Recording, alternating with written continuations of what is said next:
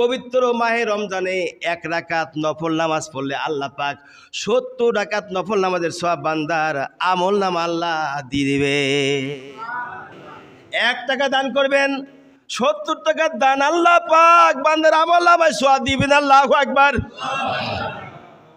যদি কোনো ব্যক্তি পবিত্র মাহে রমজানে কারোকে ইফতারি করে, তাহলে আল্লাহ রাব্বুল আলামিন ইফতারি করলে পরে পূর্ণ দিনের রোজা রাখার সওয়াব যিনি ইফতারি করেছেন তাকে আল্লাহ দিয়ে দিবেন।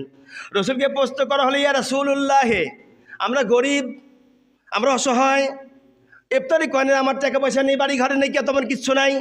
নবীজি বলেন, তুমি কিচ্ছু পারো না, যদি তুমি একটা খেজুরও দাও, এক ঢোক পানিও দাও, আমার আল্লাহ রাব্বুল আলামিন তবুও পূর্ণ সওয়াব তোমার আমল নামা দিয়ে দেবে।